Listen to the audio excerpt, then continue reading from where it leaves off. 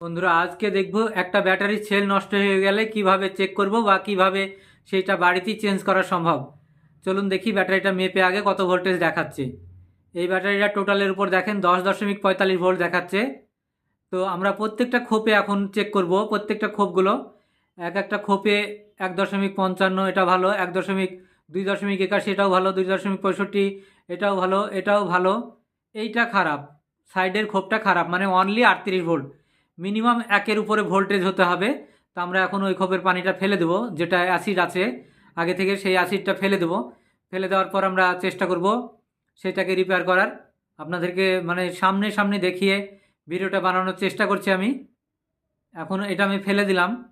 আমি একদম আপনাদের সঙ্গে রিয়েলভাবে ভিডিও করেও দেখাতে পারি। পোলটাকে ছেনি দিয়ে কেটে ফেললাম, এটা গ্রাইন্ডার দিয়েও কাটতে পারেন। এই দুটো বক্সের আমাদের দরকার হবে, যে কারণে দুটো কাটলাম। যেহেতু জয়েন্টের ব্যাপার আছে, একটা খুব কাটলে এখানে হবে না, যেহেতু ভিতরে জয়েন্টের ব্যাপার আছে, ওই জন্য দুটো খুব কাটলাম। তা আমি একদম হাতে কলমে এই কাজটা আপনাদেরকে করে দেখাতে পারবো, আমার এই ব্যাপারে প্রশিক্ষণ আছে।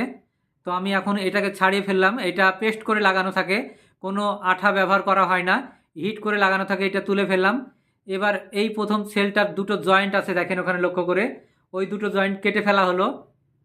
হ্যাকশো ব্লেড ব্যবহার করে কেটে ফেললাম আমি, যেন সুরক্ষা থাকে কোনো রকম ক্ষতি ছাড়াই।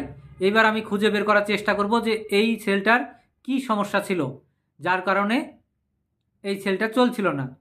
আমি আগের ভিডিওতে আপনাদেরকে দেখানোর চেষ্টা করেছি যে পানিতে যদি বুদবুদি উঠে জোরে তাহলে সেই সেলটা খারাপ।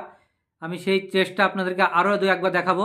তো দেখুন এর যে সাপোর্টিং পেপারগুলো আছে, যে বডিগার্ড পেপারগুলো আছে, সেগুলো মোটেও আর সুরক্ষিত নয়। কর্নার গলা ভেঙে গেছে, গিয়ে দুইটা কর্নার এক জায়গায় হয়ে এই ব্যাটারি এই সেলগুলো ড্যামেজ হয়ে গেছে, একদমই ড্যামেজ। তো এর যে নেগেটিভ সেল সেগুলো খারাপ হয় না, পজিটিভ সেলগুলোই সাধারণত খারাপ হয়।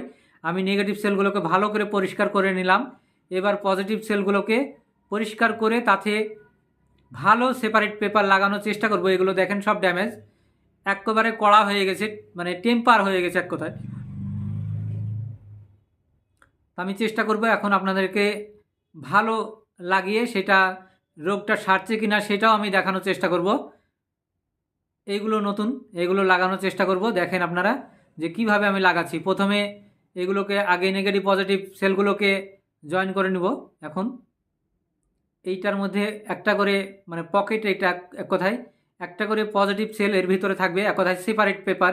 মানে নেগেটিভ আর পজিটিভ যদি একসঙ্গে জয়েন্ট হয়ে যায় তাহলে ব্যাটারি বাস্ট হবে, ভিতরেই ফায়ারিং হবে, বা 2 থেকে 5 মিনিটের মধ্যে চার্জ বসে যাবে।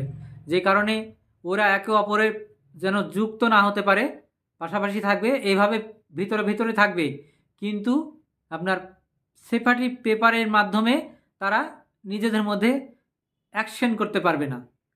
এটাই হলো মানে খুবই সুন্দর একটা তাদের কাজ, গুরুত্বপূর্ণ ভূমিকা রাখে একটা পেপার। পেপারটা যদিও সাধারণ না, প্লাস্টিকের মতো।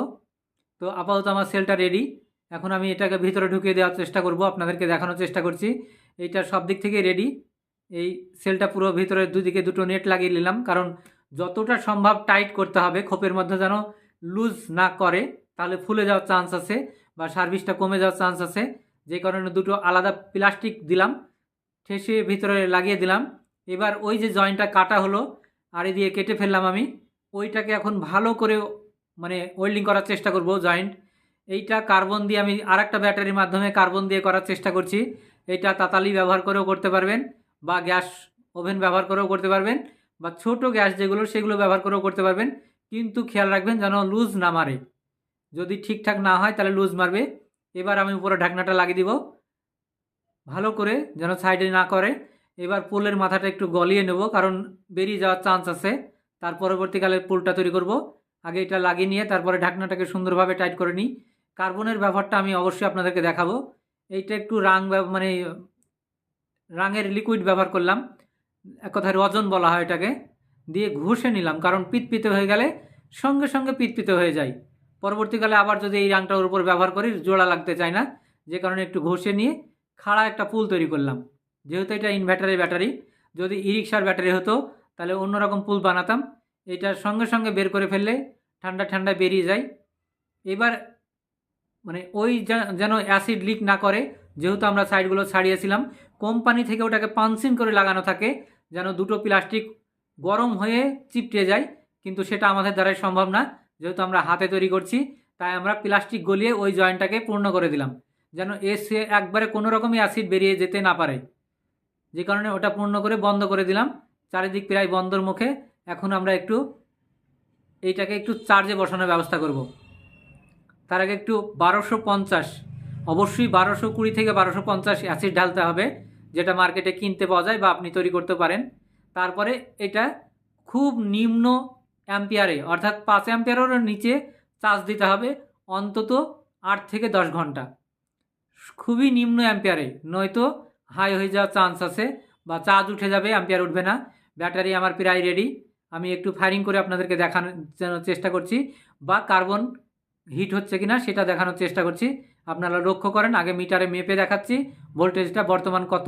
আগে ছিল 10.45, এখন সেটা কততে পরিণত হয়েছে একটু দেখে নেন, 13.60, মানে এখন ফুল চার্জ আছে, যে কারণে 13.60 দেখাচ্ছে। একটু পরেই সেটা 12.5-তে নেমে যাবে বা 12.8-এ নেমে আসবে। প্রত্যেকটা খোপ মেপে দেখাচ্ছি, দেখেন 2.56, 2.56, 1.70, তবুও ঠিক আছে, 2.42, তবুও ঠিক আছে। এইটা 38 ছিল, দেখেন 1.79 হয়ে গেছে। বুঝতে পারছেন? সুন্দর কানেকশন আছে, আর কোনো সমস্যা নাই। ব্যাটারিটার একদম যৌবন চলে এসছে। দেখুন আমি কার্বনকে হিট করে দেখাচ্ছি আপনাদের সামনে। এই কার্বন নর্মালে যেমন তেমন ব্যাটারিতে হিট করতে পারে না, দেখেন একদম লাল টুকটুকে হয়ে গেল, অর্থাৎ আমার ব্যাটারি সাকসেস।